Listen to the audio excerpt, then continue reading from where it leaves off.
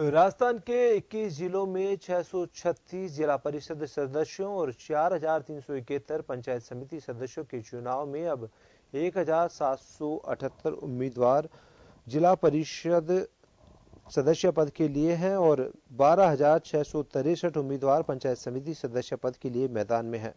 पहले चरण के लिए 23 नवंबर, दूसरे चरण के लिए 27 नवंबर और तीसरे चरण के लिए 1 दिसंबर और चौथे चरण के लिए 5 दिसंबर को मतदान होगा। मतगणना 8 दिसंबर को होगी।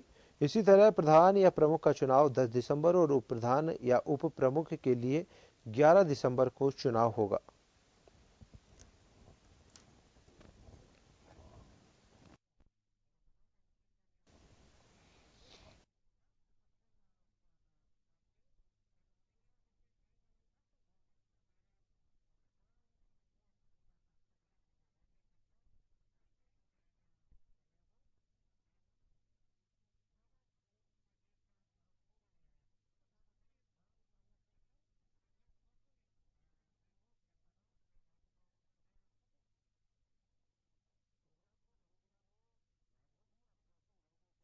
राजस्थान के 21 जिलों में 636 जिला परिषद सदस्यों और 4,371 पंचायत समिति सदस्यों के चुनाव में अब 1,778 उम्मीदवार जिला परिषद सदस्य पद के लिए और 12,663 उम्मीदवार पंचायत समिति सदस्य पद के लिए मैदान में हैं।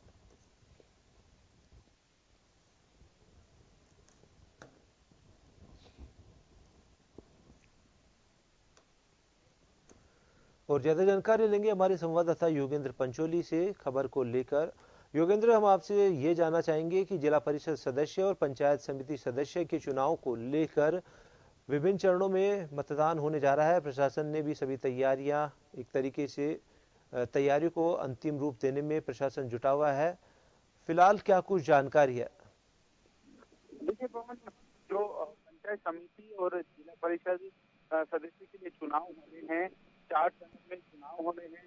तमाम तैयारियां यहाँ पर प्रशासन की ओर से और निर्वाचन आयोग की ओर से की गई है, क्योंकि जो तैयारियों को लेकर 23 तारीख को पहले चरण के चुनाव होने हैं प्रदेश के 21 जिलों में, जो पंचायत समिति और जिला परिषदों के।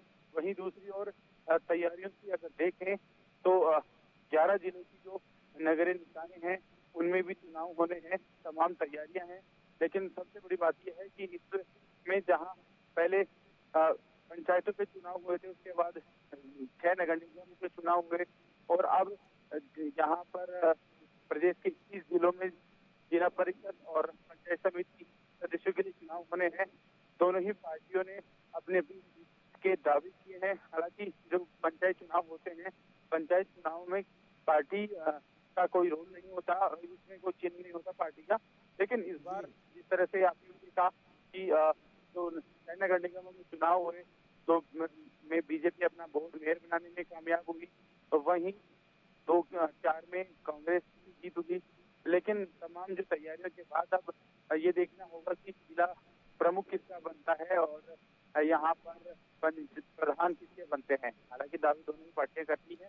वहीं निकाय चुनावों की भी अब तैयारियां शुरू हो चुकी है। अब पहले चरण के तहत यहाँ पर चुनाव होने हैं निकायों के, उसकी भी तैयारियां निर्वाचन आयोग ने पूरी कर लिया।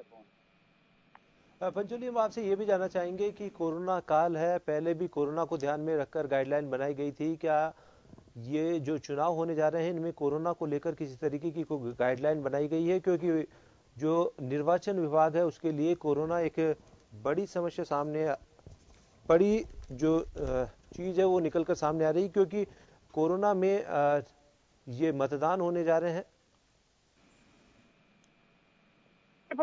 वाकई, क्योंकि जो चुनाव होते हैं, चुनावों में जिस तरह से जनता का जो प्रतिनिधित्व करने वाले जो जनप्रतिनिधि होते हैं उनको चुनने की जिम्मेदारी जनता की होती है, वोटर्स की होती है। लेकिन किस तरह से कोरोना की जो गाइडलाइन है उस गाइडलाइन के अनुसार ही उसे फॉलो करना पड़ता है और तमाम जो तैयारियां हैं उनको अंजाम दिया जाता है। लेकिन मुख्य रूप से अगर देखने वाली स्थिति ऐसी होती है कि जो लंबी लंबी कतारें होती है, चुनाव के लिए जो प्रचार होते हैं उसमें भीड़ देखने को मिलती है। और आपने भी देखा है कि जो देश के 3 बड़े शहर है उनमें जयपुर का नाम भी सामने आ रहा है। तो ऐसे में बड़ी चुनौतियां हैं राजस्थान के सामने, सरकार के सामने, आयोग के सामने, निष्पक्ष चुनाव कराना और कोविड के बीच में लोगों से वोट डलवाना। धन्यवाद योगेंद्र, तमाम जानकारी दर्शकों तक पहुंचाने के लिए। आपको बता दें कि हमारे संवाददाता योगेंद्र पंचोली हमसे जुड़े हैं। उन्होंने बताया कि राजस्थान के 21 जिलों में 636 जिला परिषद सदस्यों और 4371 पंचायत समिति सदस्यों के चुनाव होने जा रहे हैं।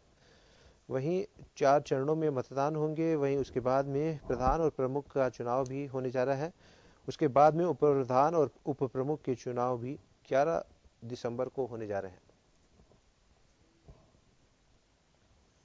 जन टीवी की लेटेस्ट अपडेट पाने के लिए हमारे चैनल को जरूर सब्सक्राइब करें और नोटिफिकेशन पाने के लिए बेल आइकॉन दबाएं।